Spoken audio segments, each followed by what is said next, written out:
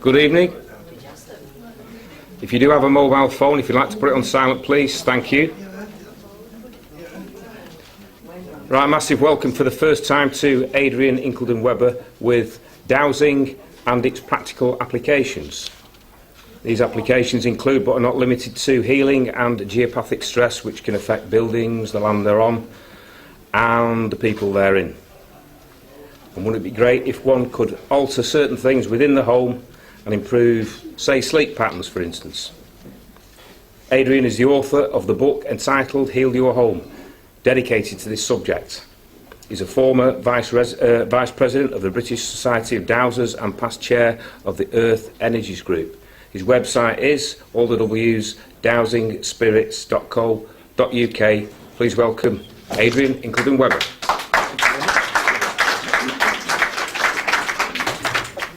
Thank you very much. I think sort of resident would be quite good rather than vice president. Right, thank you very much indeed. Okay, talk about dowsing. Firstly, I must apologise for the first slide. My wife is responsible for doing my PowerPoints, and if it had been down to me, I certainly would not be there with a pair of leather trousers on. Yeah, it was. As an excuse, it was actually a motorbiking holiday into Brittany a few years ago. Yeah. I promise it was, honest gov. And we were seeing some beautiful and amazing sights down there on the back of a motorbike, so that's my excuse, and I'm sticking to it. I have got my jeans on tonight, so we should be okay. Is that what it was? Okay. I'll say no more about my jeans. But that was an amazing... some of the dolmens down there, they're just gobsmacking. And it was a bit like kids in a sweet shop. You go to one, that's great. You go to another one, then you go to another one, and another one with dowsing rods in hand. And it was a lovely, warm 2 to 3 weeks down there, and we had a great time. So if you haven't been out to Brittany, I can recommend it. Not just Karnak. Karnak's good, but some of the individual stones and the dolmens and the menhirs you get to are just stunning. Okay, dowsing. Do any of you here douse? Well, I know one or two do. Oh, you've got a few who do. Steve, you can put your hand up as well. He's not hiding. So hopefully by the end of the evening we'll get you doing some more dowsing with different instruments as well. Now, I started dowsing when I was about 7 years old, living in Cyprus with my folks who were in the Air Force. And in a kid's comic there was a metal detector for sale for 2 and 6 in those days, 12.5p these days. And so I sent away from it from Cyprus, and it arrived about 3 weeks later. You know what kids are like, 3 weeks seems like 30 years. And by the time it arrived, I was hoping for this wonderful metal detector to turn up, the Second World War ones with the headphones, and nothing. A pair of dowsing rods turned up in the post. So to say I was crestfallen is probably an understatement. But it started me off. But of course, in those days, it was very much searching for lost objects, looking for keys that my mother would hide, if I could ever find them again, and underground pipes and whatever. So the halcyon days, really. Little did I know that 30-odd, 40 years later, I'd be actually doing this stuff for a living. So I find really with dowsing, it's something, when you start doing it, your life will never ever be the same again, because you can basically ask questions on anything. And I mean literally anything. Whether you always trust the answers or not, that's the difficulty. So, once you start, I think probably as Steve and Carol would say, you've just got to practice. You've just got to keep on with it. And that's what we're going to be doing tonight, hopefully. So for me, it was a fascinating journey from really a state agency into healing and dowsing, via all sorts of other things in between. My sons always raise their eyes in horror when anybody ever asks me what I do for a living, especially if they're there with friends and the friends say, "So what do you do for a living these days?" So my sons would normally go, "Oh, here we go, right," and they'd walk off, and then you'd be talking to the friends. They'd be there for hours, and they'd be practicing with dowsing rods and just really enjoying themselves while the kids are upstairs. Oh, they're not kids anymore, but looking, thinking, yeah, Dad's a bit of a nutter, really. But it's great being a nutter. So the first thing that people say, what do you do for a living? I'm a dowser. Oh, you find water? Well, yes, you do, but I'm not very good at finding water. Not the sort of stuff that you can drill boreholes for. I've had enough time over the years putting my life on the line, valuing houses and trying to sell them for people. The last thing I want to do is actually start costing people sort of 20, 30, 40,000 to say, right, if you drill down here, you'll hit water within 300 feet, more water in 350 feet, and even more water at 375. Drill down here and you'll have yourself a decent borehole. That's fine if you actually do hit the water, but if you don't, you suddenly come up dry, you're quite a few pounds out of pocket. So I don't find water, but I do find lots of other things. And the list is kind of really endless, but as Rob said, health is a big one. You can start dowsing for your own health. It's a really important one. Earth energies, I guess, really is my chosen specialised subject. It's the one that I love, and it's the one I do most with, called Geopathic Stress, which we'll talk about as we go through tonight.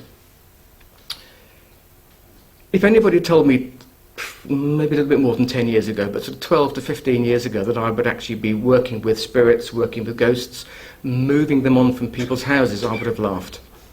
I was the kid that wouldn't walk down a garden in the dark, even if it was my own father's garden and it was walled and locked up. It didn't matter, the dark always terrified me. And probably up until even my early 20s, I always went to sleep with a landing light on. Just didn't like it. But now, having worked with spirits, you can understand them. You don't get scared by them anymore. You know how to work with them and help them move through. Archaeology is another big one. There are some, I think it's just finished recently with the British Society of Dowsers, an archaeological group run by Don and Edwina down on the south coast. Two very, very well-known and very, very good archaeological dowsers. Unfortunately, with archaeology, it's a little bit like geopathic stress. If I tell you there's an energy line running through the room, some people will feel it, you can dowse it, but not everybody will be able to see it. Some people do see colours. But of course, with archaeology, whenever you get to an archaeological site, you always see the signs, "Do not dig here." So, you can dowse, you can locate lost objects, but the problem is, half the time, you can't actually dig them up. I know Don and Ed have been doing a lot of live digs, so they've been there helping them find lost objects and done very well. I think a few years ago, Hamish Miller, a well-known dowser before he died, was invited onto the time team. And I think what they did, poor Hamish, really was take the mickey out of him for most of the time, and I think he just walked off disgusted in the end. And really there was very little of him actually on the show, although what he did find actually was then verified later on by the geophys stuff that they were using. But of course, because dowsing isn't sort of scientific, and you can't really prove it, they had a great time actually poking fun at him. Hidden objects, you can find hidden objects. Lost objects and animals, again, is is something a lot of people within the British Society of Dowsers have done over the years. Lost objects I'm not very good with, frankly. When you start off dowsing, it's a bit like fun dowsing. Some people call it trivial dowsing, but I don't think any dowsing is trivial. You start off with a bit of fun dowsing, hiding some keys in the house, something under a carpet, or place pennies around the place for you to go and find. It's great to begin with, but after a while, you almost kind of grow out of it. You start dowsing for sort of far more important things. But it's a stepping stone, so it's a good place to start. And lost objects, it is amazing. I'm going to go off-piste very quickly. A friend of mine phoned up one day and said, "Look, we've lost our keys to the van and we're trying to sell it, so we need to find it. It's the only set of keys we've got. Can you find them?" "Yep, not very good at it, but I'll have a go for you." So I dowsed it and I said, "Okay, you need to walk into your living room, and what's the first thing on the left-hand side that you see?" And they said, "It's a bureau." "Okay, so go through the bureau, it's in there." So they took the bureau apart, turned it upside down, nothing. I said, "Are you sure that's the first thing on the left as you walk into the lounge?" They said, yeah. I said, okay, well, it's still coming up, that's where it is. They phoned me back the next day and said, actually, we were wrong. As we turned around the door, on the back of the door was a jacket, and they were actually in the jacket pocket. So that was actually the first thing on the left as you walked into the living room, but of course they didn't realise the jacket was hanging behind the door.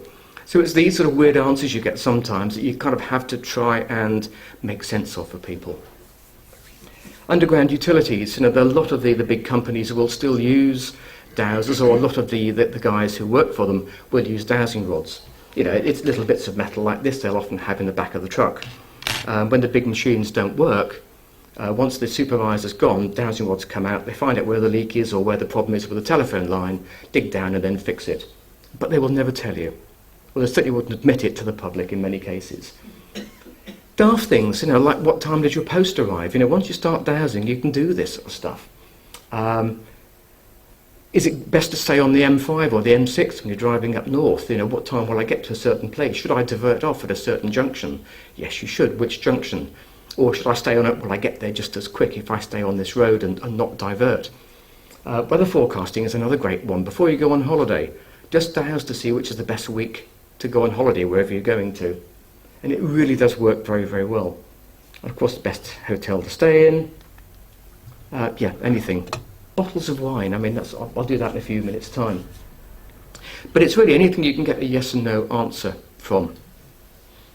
And the second line down, really only limited by the extent of your imagination, and it really is that. You're looking at some of the stuff you've had, some of the speakers you've had down here. Dowsing goes so well with conspiracy theories in particular. It goes down very, very well with UFOs and paranormal. So much of this stuff can actually be verified and questioned. And to a certain point, you can talk to these aliens, you can talk to spirits by the use of a dowsing rod. I guess as a kid, I was reasonably sensitive, but there are certain people you meet, a lot of mediums and people who have just seen spirit all their lives. They can see people's auras, they can see problems with people inside their body when they look at them. I'm not that way, so really I've come from a very, very grounded point of view in what I'm doing today. But you can't help it. Once you start looking at it from a grounded point of view, you can't help being taken up there and actually working with upstairs.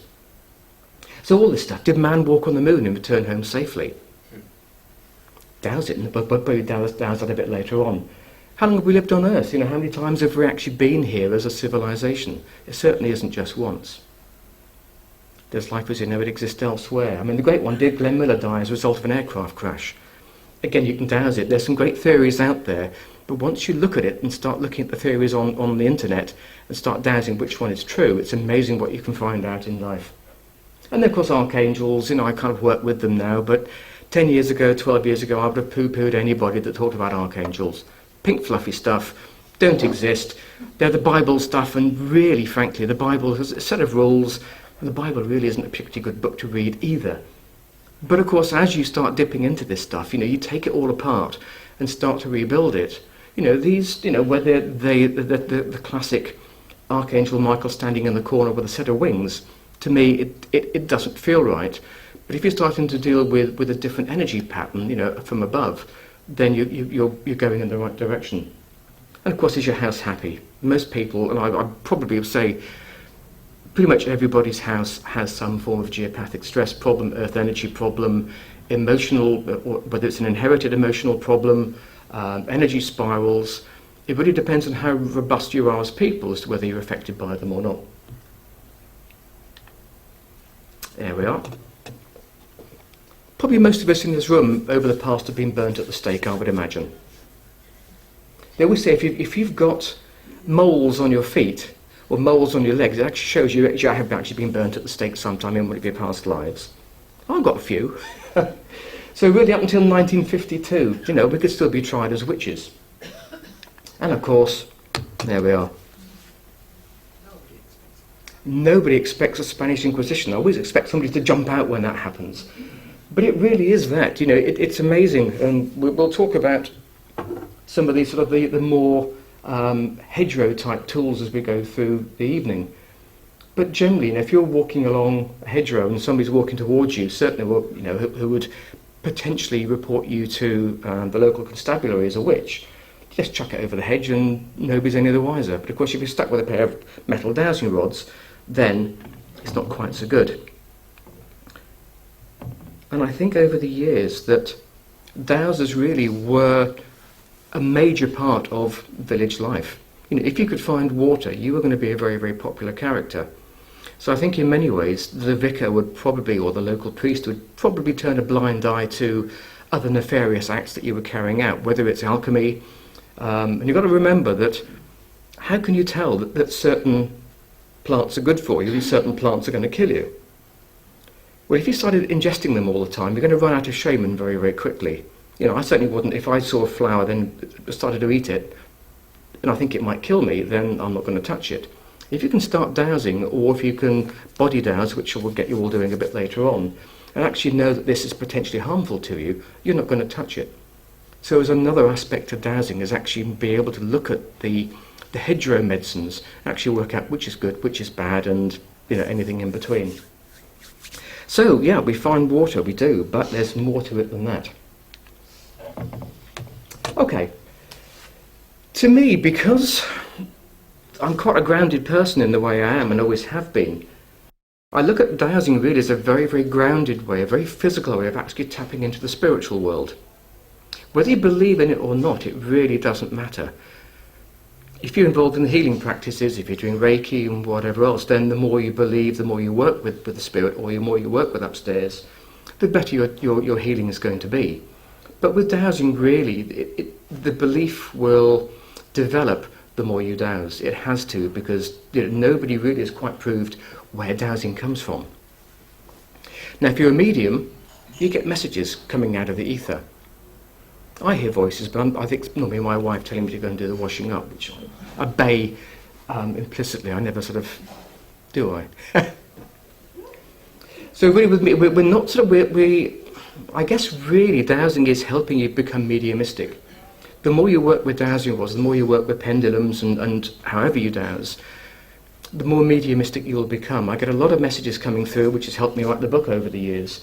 I sit down and read it still, thinking I definitely did not write that, being wildly dyslexic. To actually sit down and write a book, thankfully I got some help from upstairs. But what we're trying to look at is has anybody heard of the idea-motor response? No, okay. If you ever go to a hypnotherapist, they unlike the ones you see on television when they're saying you're getting very sleepy and then they talk, they'll answer your question, you go yes, no, or you'll come out with the answer. A lot of times it doesn't happen that way. So what they do, they teach you to actually move maybe your middle finger on the right hand for yes and the middle finger on your left hand for no. It's the idea-motor response, so it's connected very much with the subconscious. So as they ask you a question, whichever way your subconscious wants to answer, it's either going to be a yes or it's going to be a no. And the same really with dowsing rods. It is very much that subconscious we're picking up on. And literally to hold a dowsing rod and actually ask for yes response and get your rod moving one way and no response, your rod moving the other way, it is you moving the rod. It has to be you moving the rod. But why the rod is moving is the big question. Where is it coming from? Why is it beginning to happen? And this is the big thing that we will try and work through as we go on tonight with some brainwave patterns, etc. So the idea-motor response.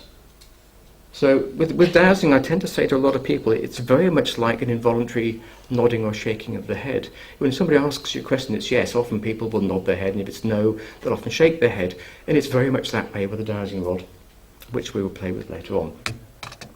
Okay, so it's a very practical way to use your intuition. We've all got intuition, but in a lot of cases we've actually switched it off over the years. Children up to the age of 5 or 6 normally are incredibly intuitive. They know when something's right, they know when something's wrong.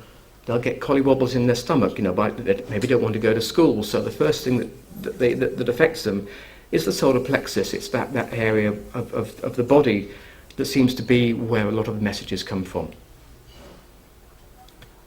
When you start practicing on tangible targets, like a wire across the floor or a rope or the edge of a carpet, is actually quite a good way to start. At least your brain kind of gets used to the motion of a dowsing rod moving. But if I say to you, look, there's an energy line running down underneath the floor, go and find it, the brain's automatic reaction is going, you what? An energy line? Well, I can't see it, so why should I move? But if you can actually see something, and your brain is then happy to register that fact that wire is there, as you walk up to it, your dowsing rod's going to move. The more you get that movement right, the more your body gets used to it, the more the brain gets used to it, the quicker it's going to happen. The bottom statement is kind of true-ish. In fact, I saw the book up there, Men are from Mars, Women are from Venus. And to a certain point, the male, the logical side, and the female, the intuitive side, one's frames the question, the other one gives you the answers, isn't altogether right. We've been doing a lot of work with a clinical neurophysiologist, I'll get it right, down in Exeter Hospital with a lot of dowsing experiments, having wiring up on our brains, and actually as we dowse, to see what the brain patterns are doing. And it was very interesting on one of them, let's bear with me a second to make sure that, there we are. On one of the experiments we were doing, I was literally going through my typical question and answer sessions that I would do when I'm healing somebody's house. So every time I ask a question, there'd be one side of the brain moving, and as the answer came through and the healing work started, so your brain waves would actually start to rise. So he was looking at both. They were both moving, but it's beginning to show that there are certain brain waves will come into play when you're doing healing work, and certain brain waves will come into play when you're asking the questions. But the brain is firing backwards and forwards all the time.